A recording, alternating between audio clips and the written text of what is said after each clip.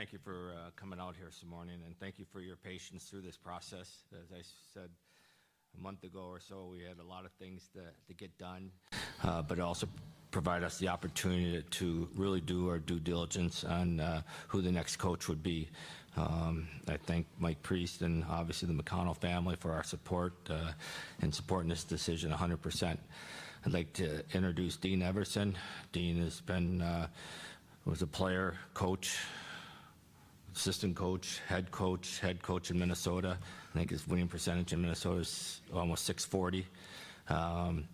You know, we went through the process. The one thing that Dean really brought to the table that I really believe after being here for the month and a half that we needed was the passion, the structure, the process that he's going to put in place to make the players accountable.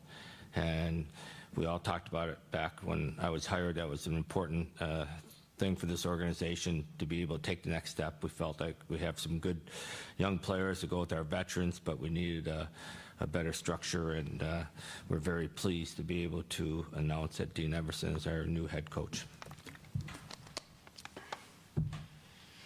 Thank you, Don.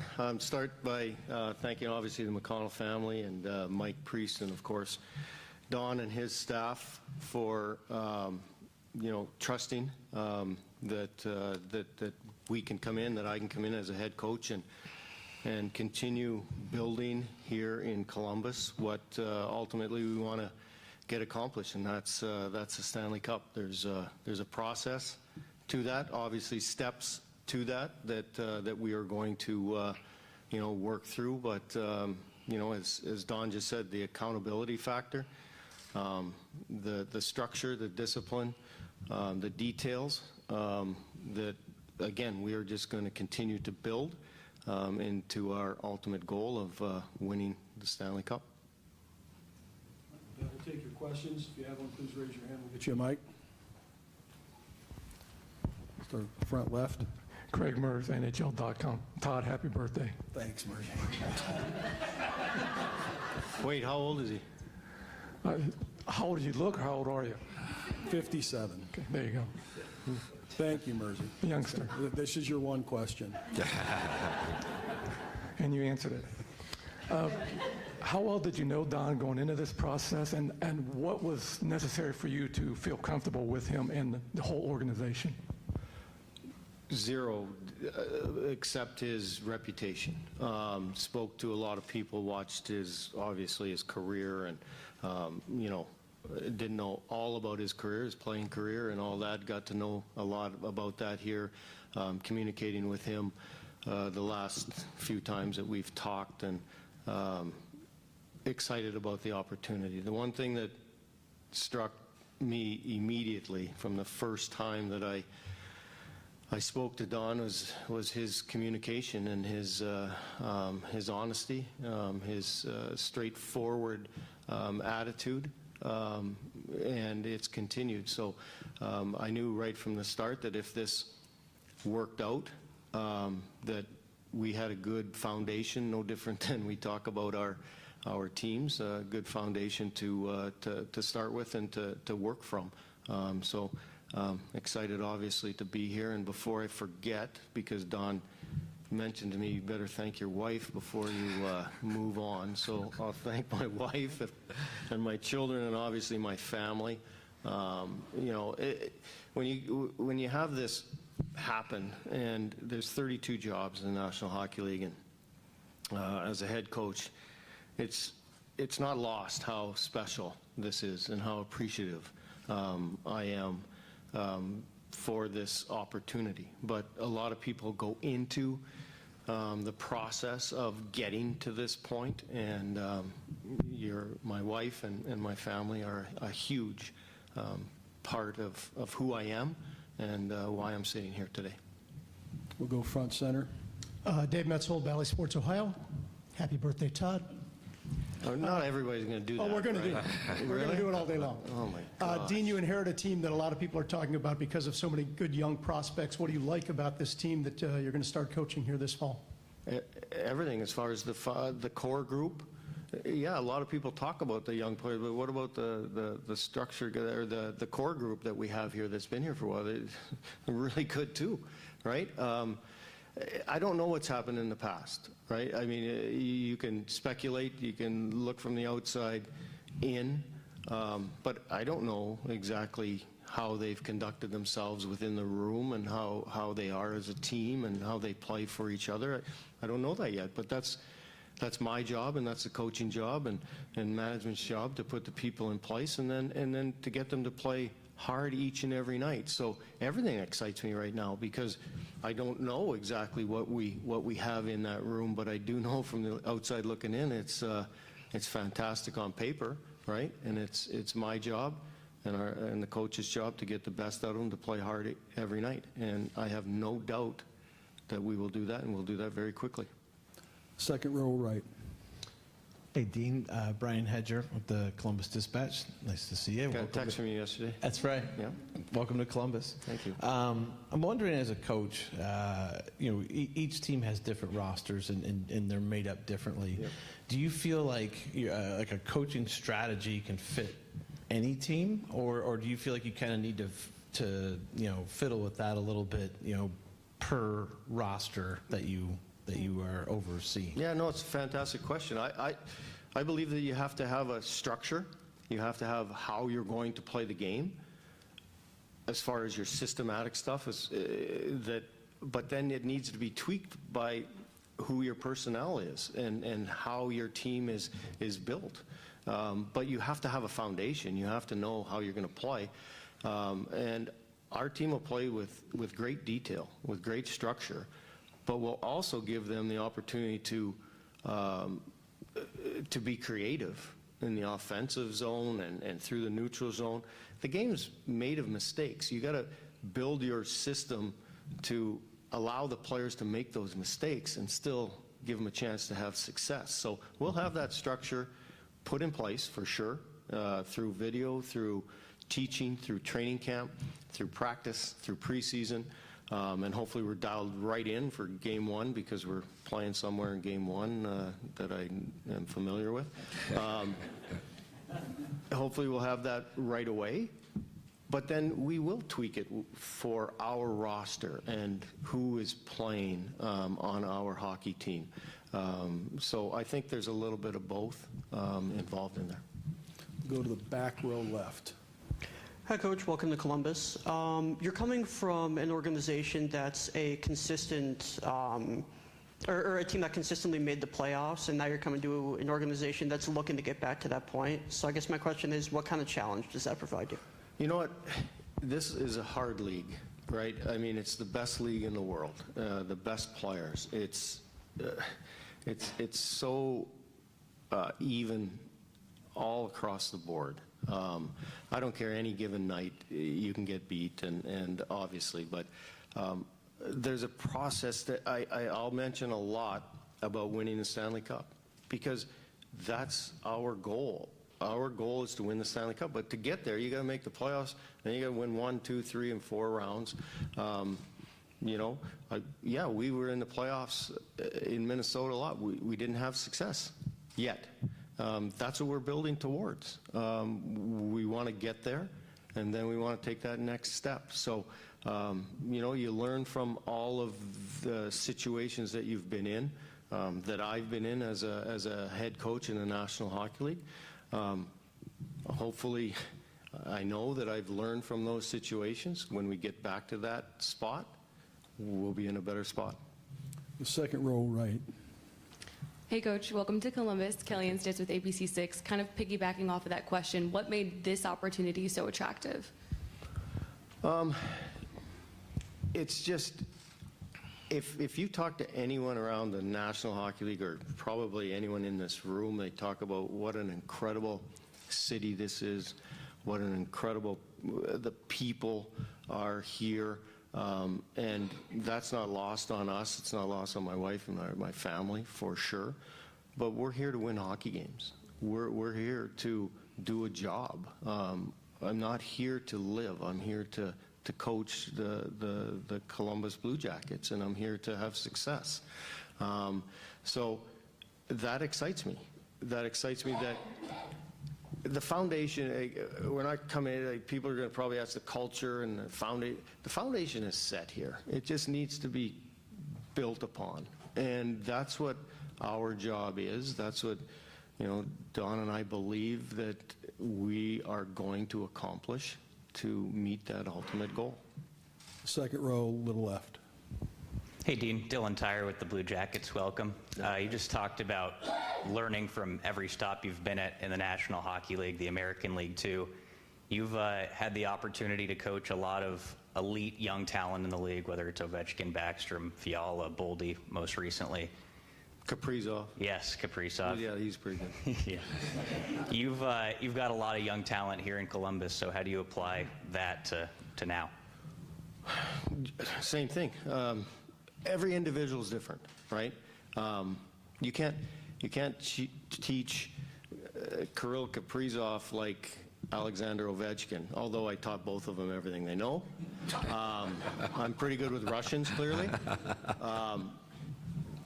Especially Ovi's shot. Like, I worked a lot on that.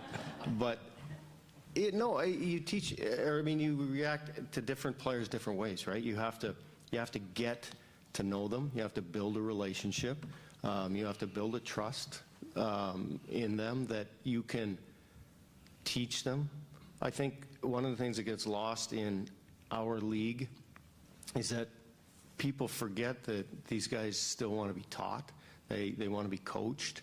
They want to be treated fairly but firmly, to not just run and have structure. So I think at every individual, so it's my job and the coach's job to build those relationships, get the best out of each player, but each one's not the same. So we will dive into that immediately. I've already talked to Don about speaking to, well, obviously I'm going to speak to every player, but maybe make a couple of trips to see some people and talk to some guys and get a real good feel. We're late, obviously, in the summer here, so we're diving into it, and we're going to get after it right away, tomorrow. Dave, front row center. Coach, this dovetails off that question perfectly. When a player comes into a new team, you talk about chemistry and how long does it take you to develop that chemistry with your line mates, et cetera. For a new coach, you want to develop that chemistry with your leadership group, et cetera. How do you build on that? And maybe that's exactly what you were talking about. Yeah, communicate, right?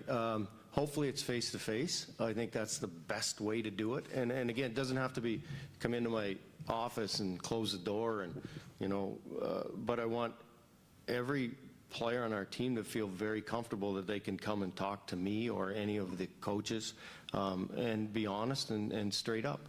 It might not be what they want to hear. It might not be what I want to hear from the player. That's okay. We can have differences. We can go back and forth. We can yell. We can, can't throw stuff anymore, but you have to build that trust. You have to build that communication. So that's something that we want to, do right away to get the best out of the individual.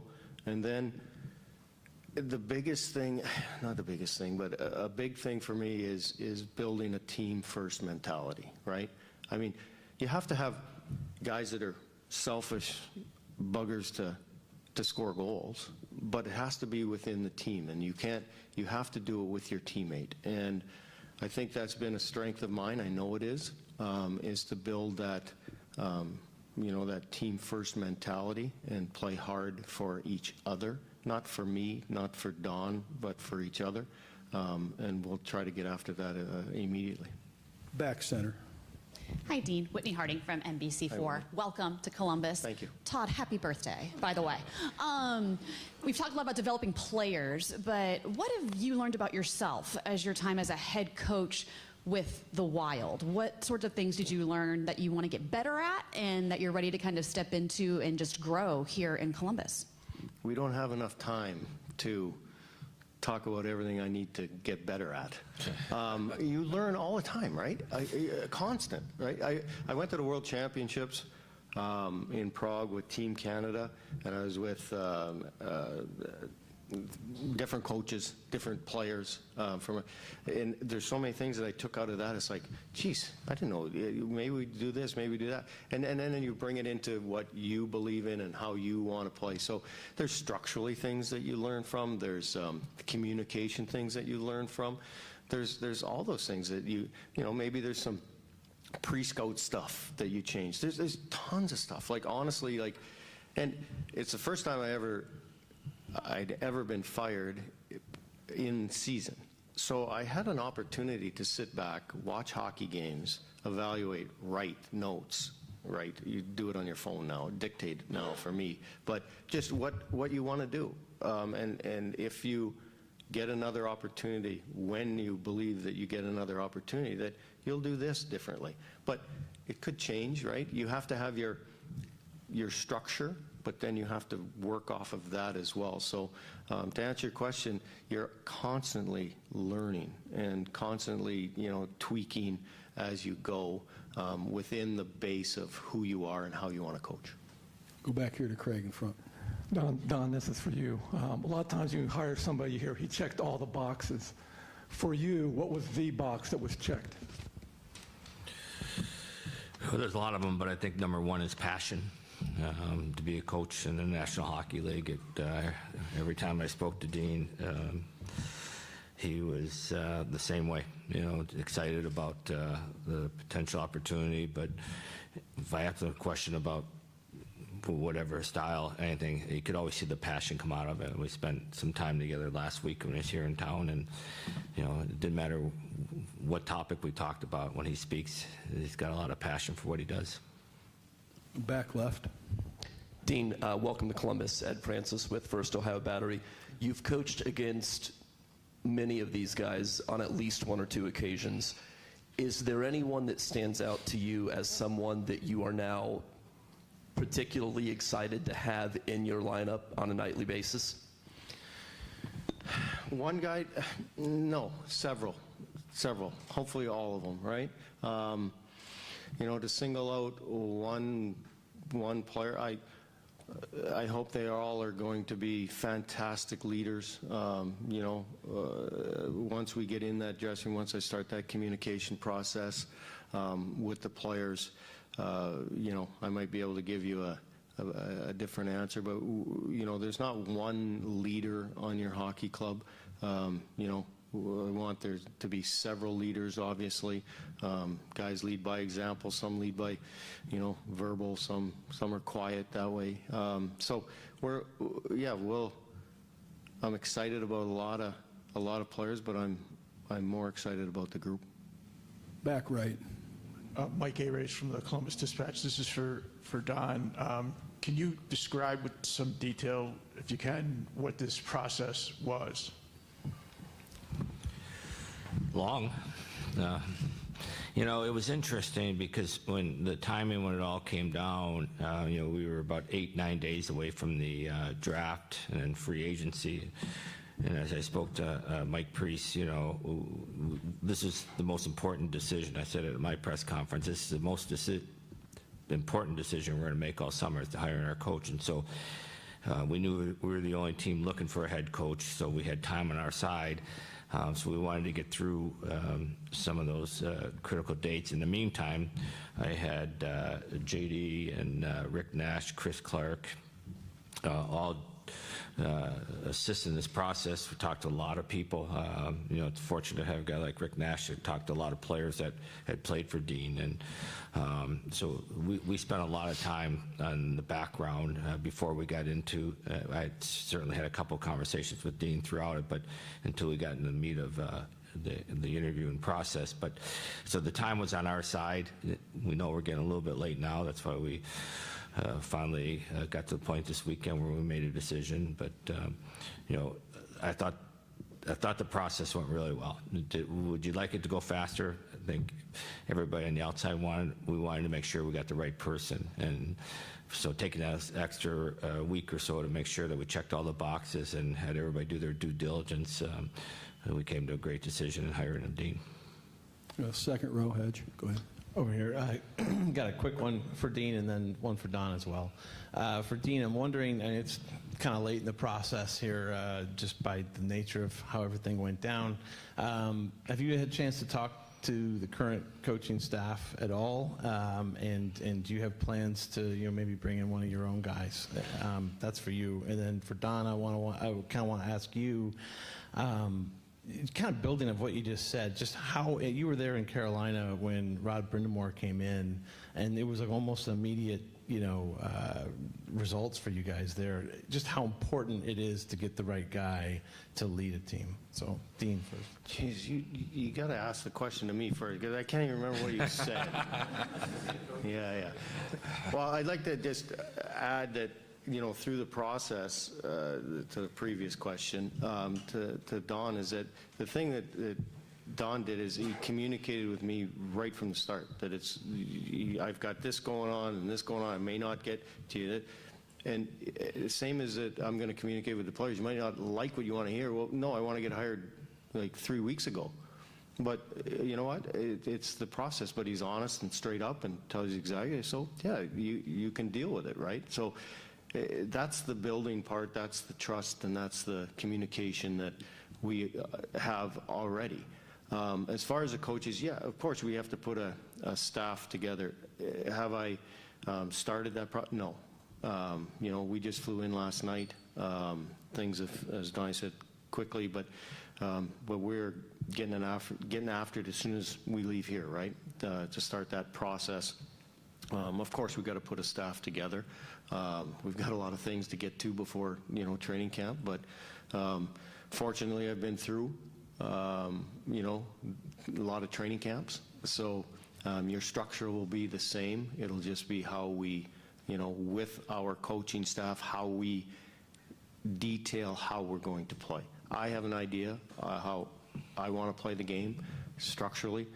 Clearly, once the coaching staff gets together, we are a team, the same as we want our hockey club to be a team. So there will be communication, and there'll be, they will have input of how we're going to play the game. Because it's not me, it's not my ideas, my systems, it's our systems. When we leave that coach's room, our group is a team. Our coaching is a team, the same as we want our guys to step through that gate onto the ice to play the hockey game. Back to the middle, second row. I think I was going to ask you Brian's sorry. question. Sorry, Edge. Might be your birthday, but it's not yours.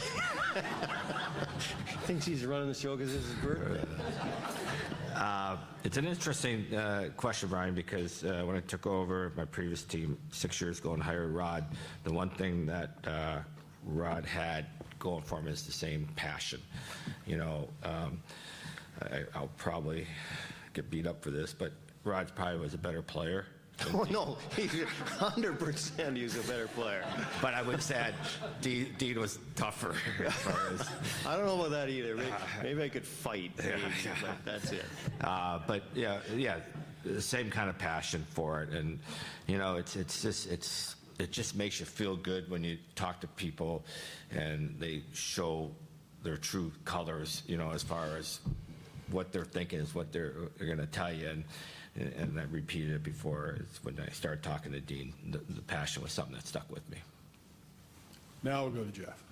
Thank you, Todd. Jeff Svoboda with BlueJackets.com. I'll just build off of what Don said because he's mentioned the word passion a number of times. Just kind of curious, where does that passion for the game come from, and how does that kind of push you on a day-to-day basis to help mold a hockey team the way you want to? When my mom comes to town, I'll let you meet her. It's right there, right? It doesn't fall too far from the tree, right? My father played too, and but I don't know. It's just it's in you, right? It's just I don't care what I play. Don and I were just talking about it. I play no sports that'll hurt my golf swing now, but any sport that I play, it's full on, right? I don't know any other way. It's always been that way. I've been fortunate because it's allowed me to play in the National Hockey League. It's probably allowed me to be sitting in this seat right now. Is that my inner drive is as much as anyone's external, expectations of me. I have a huge expectations of myself and what I do, and take great pride in that. And I look forward to bringing that passion, that desire, that drive to the Columbus Blue Jackets. Okay, we've got a question on Zoom. Bear with me. We'll start with Aaron Portsline. Porty, can you hear me? Thank you, Todd. Go ahead. Sorry I can't be with you. Sorry I can't be with you today, Don and Dean and others. Dean, there have been some legendary coaches here in Columbus: Dave King, Ken Hitchcock, John Tortorella. It's a market that's had incredible fan support through the years. It has not had that great run to get over the top, a long playoff run that really grabs the city and takes it for a ride. It hasn't been achieved yet. How much of that is a draw to you to be the guy that delivers this market as something special like that, to realize what the NHL playoffs can be and how great it can be if you're able to stick around for a while? Yeah, first off, Aaron, I got the job with the Columbus Blue Jackets. Sorry for not texting you back. No, you're fine. I understand. Yes, that long playoff drive, I'll be honest with you, it eats at me too, right? That's what I want as a head coach. That's what our players want. Obviously, that's what Don wants and the ownership here. But sure, the most importantly, the fan base wants that, 100%. We want to win every single night, no question. As I said, everybody talks in it, you got to get through the first round. You got to make the playoffs. Then you got to get further through the first round, then second, third, and fourth. Yeah, do we want that long run? Heck yeah, that's what we want. We want to win the Stanley Cup. I dreamt of hoisting the Stanley Cup with a blue suit on, right? I mean, that's what you do. I had a passion to lift the Stanley Cup with my skates on. That's not going to happen. But I have this opportunity to hoist the Stanley Cup with a suit on. That's my desire. That's my drive. That's why I'm sitting here, and that's why every player comes into our locker room will have that same drive, that same desire, and that same goal. And hopefully we can accomplish it sooner than later. And can you just say how intense this process was? You've been through many interview processes through the years. Where does this one rank? Was it unique or different in any way? Number one right now. This process has been fantastic. I've loved it every step of the way. No, it's been upfront and honest. And as Don said, we met with JD and Chris Clark and Nasher, and just like coming in here, and again, it's just the honesty. If it didn't work out like it has right now, then I'd still have great deal of respect for Don Waddell and how he went through this process and to get to this point. If it's me, fantastic, obviously. If it wasn't, then the communication was fantastic. The honesty was always there. And so again, that's the foundation that we're going to build on as a staff. Thank you. Next, we'll go to Mark Scheig. Go ahead, Mark. Thank you, Todd. Good morning, Dean. Welcome to Columbus.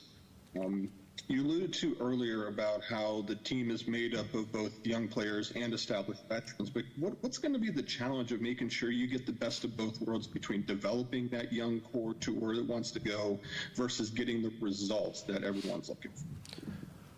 Well, I think as a coaching staff, the first thing is you have to implement your structure and again, your team first mentality. And it's like, I don't care if you're a first-year player, if you haven't played a game in the National Hockey League, if you're sitting in that dressing room, you're part of the Columbus Blue Jackets, and each player has to help the other player have success. And that's what we will instill. There'll be no individual thought process once we get into that dressing room.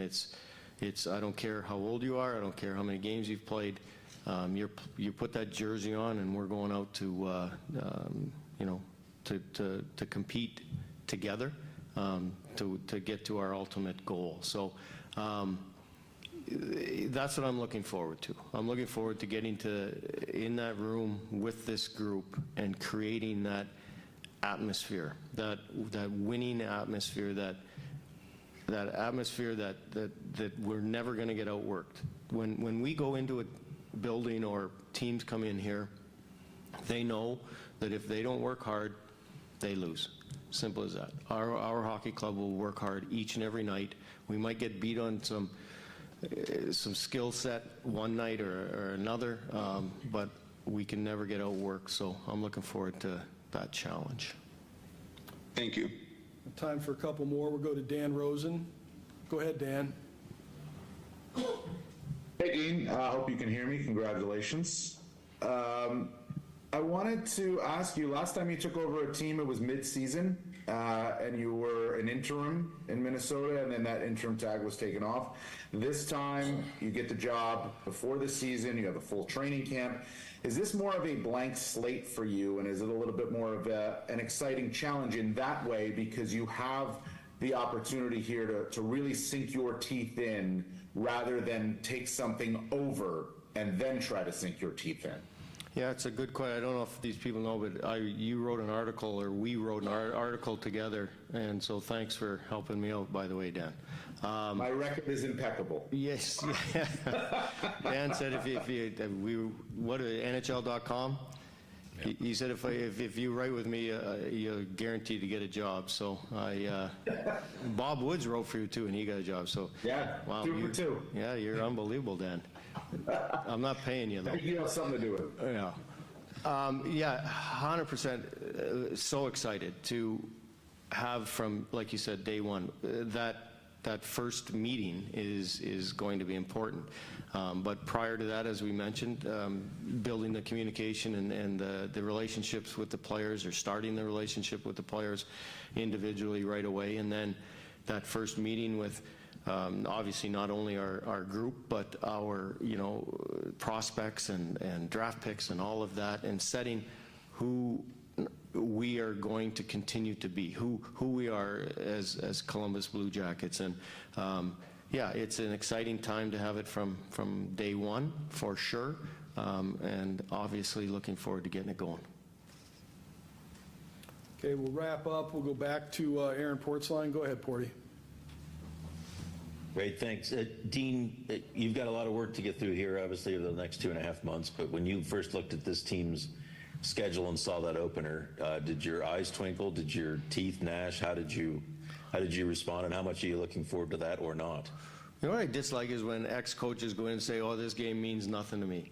That's such bull. Of course it means something to you, right? I mean, they just fired me last year. Of course it means something. Do we want to win any more than we want to win game 2? No. I mean, you want to win every game, but does it mean something? Yeah, absolutely. But fortunately or unfortunately, I can't put skates on anymore. So, we will do our best to get the team prepared to play that game 1 and definitely get off on the right foot.